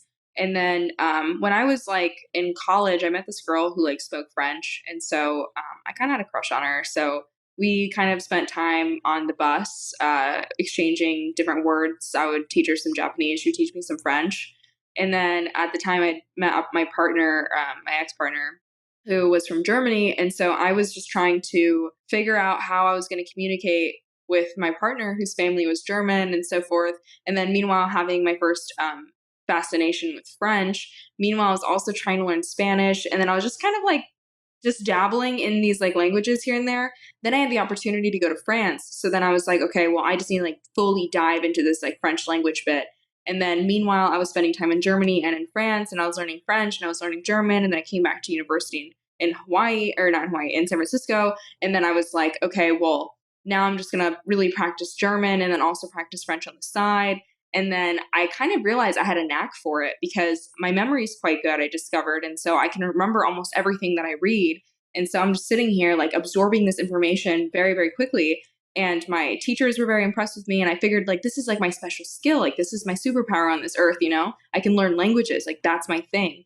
And before that, I never really felt like I had my thing yet. So it became this like all consuming, obsession that I had. And then then I was like, okay, I need another language because I'm already quite good in French. I'm good. I was to this day, I would consider myself quite fluent in German. So I was like, okay, next language. So I decided I was going to learn Esperanto, which is a made up language by this Polish guy in 1890s. He wanted to unite Europe, esper, which is the root for to hope. The hope to unite Europe through this language. Learned that in 3 months. Next thing you know, I went on a date with a Brazilian woman, and she was like, you should learn Portuguese. And I was like, sure, learning Portuguese next thing you know. And then I was like, okay, well, I have Ukrainian roots. I want to learn some Ukrainian. Next thing you know, I'm learning Ukrainian. And then it just kind of became this like constant thing. And it took many, many hours of my life. Like I would say I've spent some like 1,000, 3,000, 16,000, some obscene number of hours learning languages at this point. Mhm. It just became a passion. Now that I'm kind of so busy with what I do, it's a little harder to devote that time, but I'm really grateful to have the skill set for it. And if anyone is looking for a reason to learn a language, date a woman who's foreign, and and you'll find your way. And so Yes. when people are like, why do you speak so many languages? I just kind of give the short answer. I'm like, women. And then they're like, okay. And I'm like, yeah, well, that's really the secret. You put love on the line, and there's a lot of things that you would do for love, as Bobby Caldwell once said, what you won't do for love. For people who haven't learned a second language, I think it's tough to understand that it's learnable, right? Because you don't remember when you were growing up learning whatever your primary language is. So, it can be tough to think about that. But I think like for me, for example, I speak Spanish, and I'm always on this quest for fluency, but like so that if I'm introduced to somebody in Costa Rica, they don't know that I'm from anywhere else. And my issue has been that I don't speak Spanish whilst I'm here.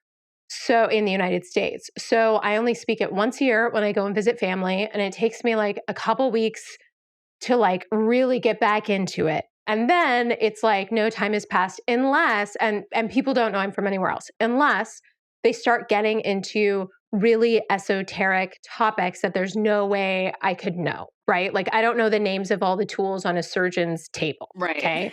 So I've been on this seesaw for a lot of years, just like basically not digging into fully to a new language because I still feel not as good. I need to high five myself.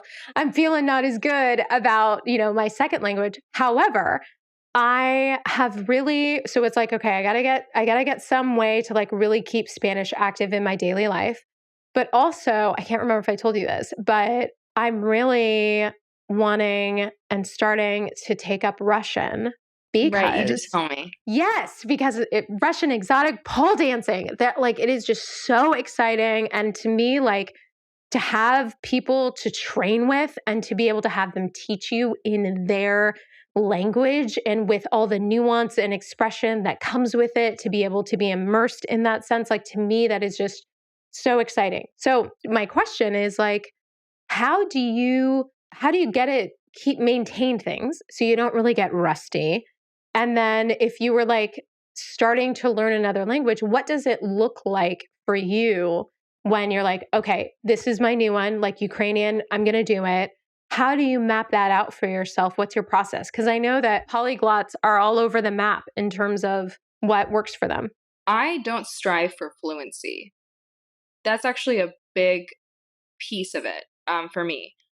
I only learn a language to the point of where my interest lets me.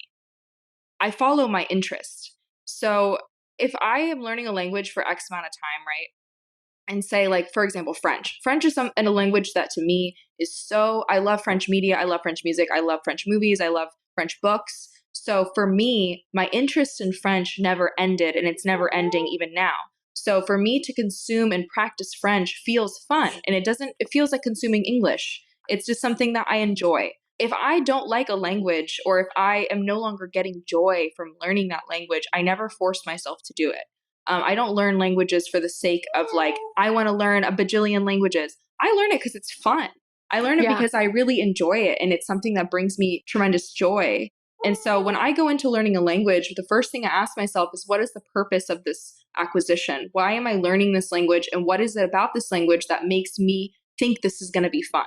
Right? Sometimes it's quite literally just how it sounds, or the language is interesting. For example, Afrikaans. Afrikaans is a language that I've recently started studying about a year ago, and I'm not fluent in Afrikaans. I could be if I wanted to, if I put the time into it. But to me, my interest is really stemmed in, like, I like the way it sounds, and I think it's interesting. And I think that I was studying a lot about South Africa at the time, and so I was like, this is interesting because I want to understand like what's going on. I was also reading about the apartheid at the time, and so I was just really curious about the language and how that affects the culture and so on and so forth.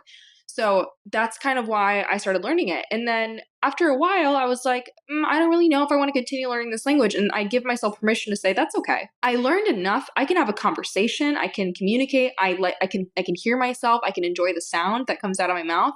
But I don't have to push myself into this like horrible learning cycle where it's really just no pressure. You know, German is another language that I absolutely love. I love speaking it. I love the way it makes me feel. I love the words. I love everything about German. I learned it just genuinely out of passion. I just love this language, and I will continue learning it for the rest of my life.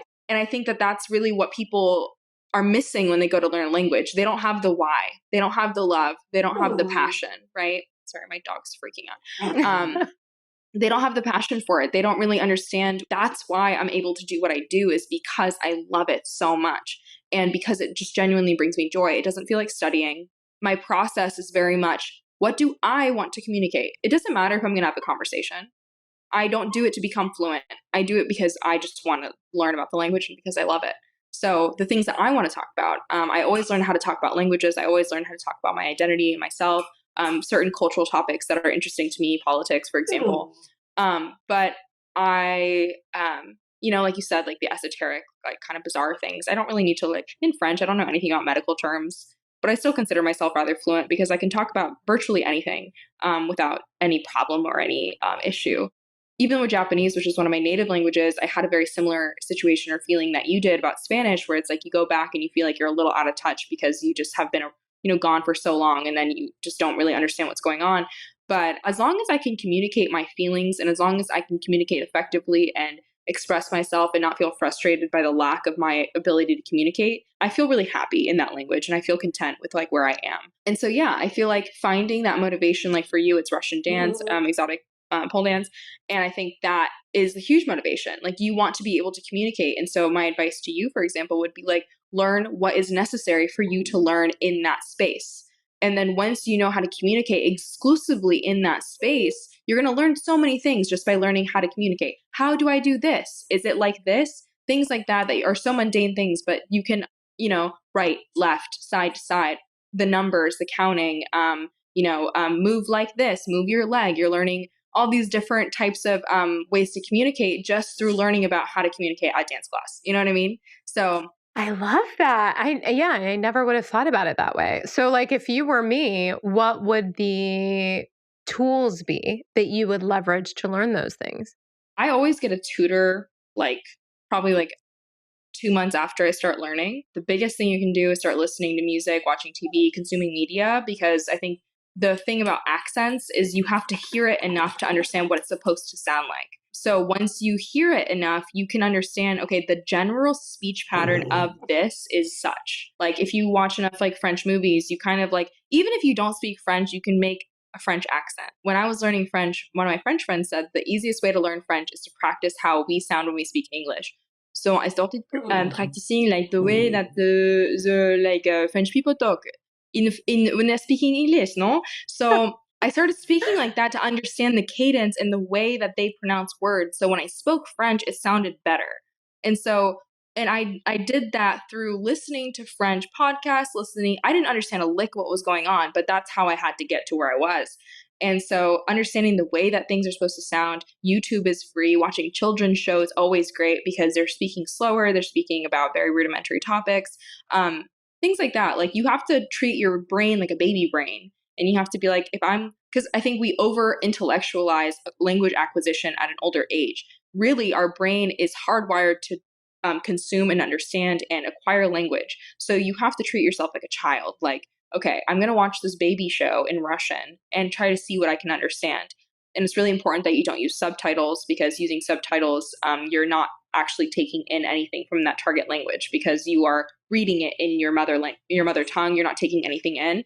And that context clue, like as a baby, you don't understand everything that's going on in a show, but you pick it up through context. So you need to do a lot of that baby work, as I like to call it, when you're first learning a language. And I would use like YouTube. I would watch dance classes for children or something like that in Russian, and kind of just see what words stand out to you, what sounds like something that's important for you to learn. So when you do hear these words again, when you're learning them on your own through a dictionary or what have you, you're like, oh my God, I've heard that word before and it was used like this. Oh my God, I've seen that word before, or things sound familiar, and you're creating those connections in your memory, and they go to your long-term memory now, because now that's a word that you've seen, you've heard, and now you understand.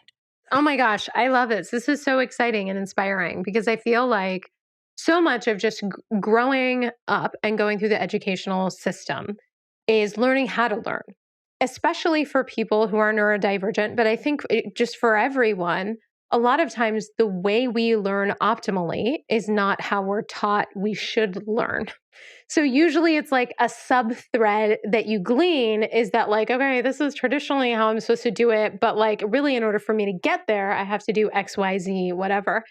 But I think when it comes to languages, because a lot of times we don't have any of that conscious awareness, it can be really tough to try to conceptualize the beginning point and then what even like a midpoint could look like. And I've been totally obsessed with polyglots on YouTube because YouTube is like my space and my jam. And yeah, and there's like polyglot drama. Oh yeah, there's There's always yeah. polyglot drama. Yeah. there and everybody has like a technique that like is Right. their technique. And it's been really fascinating and fun just getting a glimpse into that world. Right. Yeah. I really think of myself as like an accidental polyglot. Like I didn't really mean to do this, but here I am. Um, and I think, yeah, I mean, there's no really right or wrong way. I figured out what works for me. You can apply the same principles that I use, but might learn completely differently. And also, I always preface this with saying, like, I have a really good memory, so I tend to learn faster. Words, at least, I tend to learn very, very quickly. So I try to tell people, like, don't compare your progress to somebody else's. And also, my intention, really, when I learn a language, is not necessarily to become fluent. So I'm just kind of here for the ride, and I just see where my interest takes me. And I think that as long as you don't give yourself that pressure, like you said, like a midpoint, or it's not a linear thing. For example, in English, like, although I would consider myself and obviously you to be fluent, like there's always room to improve the way that you speak. There's always room, even though we're fluent. So it's like the same with language. It's like there's really no end game. You can be as fluent or as like casual or whatever as you want. You can still, like a child can still have a conversation with us to an extent that we understand their feelings, what they're trying to communicate, so on and so forth. And that's the most important part. That's why language exists. It's to communicate and to share ideas and thoughts and feelings with people from a different culture or different language that you normally wouldn't have been able to communicate with. So as long as I can do that, I feel like I fulfilled my interest in that language. It's not necessarily like I need to speak perfectly. I need to Right. speak well enough to where, of course, I'm respectful, and of course, I know I can express myself. So this might seem like a random question, but do you get embarrassed? No. That's okay. That's what I thought. Oh, Yeah. I want some of that through osmosis because I'm just like putting it together that it sounds like you're the type of human that because that's what holds a lot of people up is that like I might fumble through this a little bit. I'm definitely going to be wrong in my Right. grammar or whatever. Can I be you when I grow up? Is that like a thing? Because I Can I just be only if I can be you? okay, perfect. But yeah, let's just do an identity swap because you're the fucking coolest. Embarrassment robs you of so many things in life. It robs you of so many things, and primarily of like acquiring a new skill, right?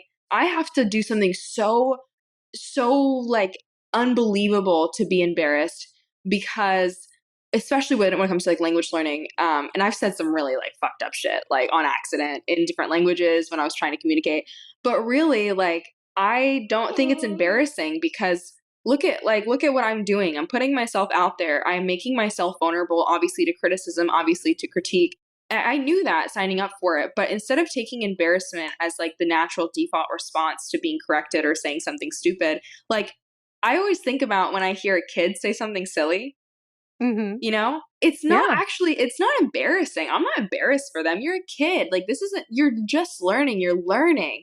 For me to feel embarrassed and to allow myself to sit in embarrassment, it's going to take a longer time for my ego to come back and feel confident again in that language. And that's only robbing me in my learning experience. And so what I always do is if I catch myself feeling like a tinge of embarrassment, I just laugh. I'm just like, oops, sorry. Like, you know what I mean? I just kind of like shake it off because really, like, when you're learning a new language or you're doing anything new, just know that not a lot of people have the courage to do what you're doing. Not a lot of people have that ability or that courage to choose to try something new.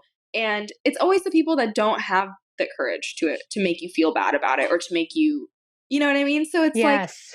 at the end of the day, like you have to do you. And in my reality, I'm the only person that I need to impress. And so I don't really care if you think I don't speak well enough. I don't really care if you think I said something wrong. Correct me, please, because that's how I learn. And if I say something wrong and you correct me, that's a learning opportunity that I choose not to overwrite with embarrassment. It's a learning opportunity. And I think that's the biggest thing, the biggest piece of advice that I would give to language learners is, or just anyone trying a new skill, is that every time you mess up, you can choose to learn or you can choose to be embarrassed. You have to go through many ego deaths when you're learning a new skill because one, you're not going to be good at it right away. No one's going to pick up a language in a day. You might not be good at it for a year. And you have to be okay with knowing that at any given point, I will suffer from embarrassment. Um, or I can choose to take that as an opportunity to be like, oh, that person corrected me. I should say it like this. Just note it. Oh, okay. And then you say thank you, and then you just carry on. That's all you can really do. That's all you can I control. love that. And Yeah. it's such a phenomenal reminder. And it's also like I think about it's the reason why I never make fun of people when I see them dancing. Because to me, it is such an act of bravery to be in your body, present, enjoying it. And to be like a dance snob is uncool. And Right. I don't, it's interesting because I feel like I have pockets of this and you have like the whole wardrobe. You know what I'm saying? Like you are just at a level that you're like now my North Star in terms Oh of my like God, stop. unshakability. I love it so much because yeah. New Yeah. fave. Okay. Are you ready for the G speed round? Yes. Okay. Only rule is that you cannot overthink it. Okay. What is the most unfortunate yet totally accurate stereotype about lesbians? You hauling. Facts. Who was your celebrity tweenage crush? Tweenage Shakira. For good reason. Yeah. Whatever. Whatever. Oh my gosh. I love her. I Okay, would die so for her. I'm gonna like be a hipster stan for like a half a second. But I remember loving her before she sang in English when she had like her Wow. Spanish language. No, She I had dark wish. hair. Yeah. I mean, so Yeah. not to toot my own horn But like and that not is to poo iconic. poo, but yeah. Yeah. It's Love Fox. her. So, okay. What is, if you're like in a funk, you're like trying to get out of it, it's super hard. What is that song that you can put on that can just take you somewhere else? If You Want Me to Stay by Sly and the Family Stone. If you want Yeah. me to stay, I'll be around today to be available. I'm obsessed. It's my favorite Oh song of all my time. gosh. Yeah. I feel Yeah. like Any funk, yeah. soul, that's Yeah. really what does it for me. And Yeah. the bass and the beat. I love Yeah. that. Okay. What is a failure that turned out to be a gift? Breaking up with my long-term partner, or having that breakup turned out to be the best thing that ever happened to me. Mm-hmm. Yeah. I feel like a lot of people can resonate with that because at the Yeah. time you feel like it's just a The disastrous, worst thing ever. Yeah. yeah, Horrible. failing, can't breathe. Yeah. Yeah. And Right. then later you're like, oh my gosh, I have a hard time remembering in a time when I felt like we could never be apart, Right. separated by years, right? It's No, like, yeah, oh, for that's sure. like, I know I felt that way, but it's so divorced from No, where I am now. Okay. for sure. What is, there, of course, are like, you have stands up the wazoo. Like, there are just so many people who like love you, love your content, know all of your TikToks by heart, like all of that. But what is like one fact that would surprise them? I'm actually quite a video game freak. Yeah, I love like board games and I love video games. I like don't really do much else on my in my free time. That's pretty much I like I like read, play, not to be like I'm different, but like that's pretty much like the most random thing I can think of. My primary hobbies include like board games. I like games in general. Yeah. Yeah. That's fascinating. And I can't, because it's impossible to go through all of your content, right? Because you just have so much, you're so prolific. But do you have like a lesbians playing board games No, thing? but that's a great idea. I might do Yeah. that. Feel free to I'm literally steal. gonna write this down. I'm gonna tag you. Yeah, because I feel like there's some there's some juicy content there. So what is like your fave one-liner or retort? I feel like this is like so dumb, but I say live, laugh, love so often, just as like an ironic response to virtually anything. Like something's weird, I'm like, live, laugh, love. Yeah, live, laugh, love. My friends and I have a greeting where it's like, we'll be like, live, laugh, love, and they're like, die, cry, hate, and we're just like in that greeting, we're encapsulating the human experience. Yeah, I say live, laugh, love so much. It's kind of like, how Kourtney Kardashian has like that A B C D E F G. This conversation's Yes. over. That's like my equivalent is just like live, laugh, love. It's just like okay. Oh, that just totally made my day. I want that. I might steal that for sure. I'm sad I didn't come up with it. I know. The original live, laugh, love. I like wish I like was ahead of my time. Trademarked it. Yeah, trademarked it ahead of time. Yeah, I was rolling in the dough. So okay, what is a mantra, tried as it may be, that really, really is one that like you rock with? This is a quote from my favorite book. I am not the size of my stature. I am the size of all I can see. And I really love that. You could take it in a million different ways, but for me, it's like something that I always say, or I always say in my head as a reminder that even though I'm in this tiny little body, the sum of my experiences and everything that I see and the people that I meet, that's really what I am. Those are the things that make up my person. And it's not just me walking around in this body. It's so much bigger than myself. That really resonates with me. Yeah. I had like a visceral reaction to that. I think that resonates with me. How tall are you? I'm 5'6". Okay. Because you're not a tiny human but you have a tall presence. I'm like that where people, when they meet me sitting down and then I stand up and they're like, I definitely thought you were going to be tall. How tall are you? I'm almost 5'4". Oh, wow. Yeah, you have tall person energy. I thought you were like a solid 5'7". Oh, I like that. I am when I wear Jeffrey Campbell's, which are like, the shoes that I'm excited to bring back in this post-ish pandemic lifestyle of like getting back Yeah. into my styleness. Okay, lastly, Uh-huh. what does it mean to be a bold bitch? Being a bold bitch really means that you are unaffected by external qualms, troubles. Being a bold bitch really means that you're not taking anything personally in this life. Being a bold bitch really just means that, like, I know I'm so sure and so confident in myself and what I have going for me and what I am. And I know myself well enough to be unaffected or to not be bothered by what anyone else has to say about what I know to be true about myself. Being a bold bitch is like respectfully saying what's on your mind. It's about knowing who you are and having that translate without having said a word. You walk into a room and people know who you are because you really just are that bold bitch. And you are unapologetic about who you are. And you don't make yourself smaller to make other people feel bigger. And that's my final answer. Yes. Okay, Hina, I fucking love you. You're I amazing. love you. I could talk to you all day. Yeah, I know. Thank you so much for spending time with us and just for being like such a beautiful, funny, fucking cool as fuck human existing Thank in the you. world making content. It is just, yeah, you are a force of nature and it just, you're just, like bleh, verbal vomit. I love you. You're great. Thank you. Thank you so much. And I really, such a pleasure and such a joy to talk to you. And I love your mind and I love the questions that you asked. And I think that this was so much fun. I would love to do it all day long, like I said. Again, I'm so honored to be here and thank you for creating such a beautiful, safe space to come and talk about some really, taboo, interesting things. And I had a great time. So thank you so much.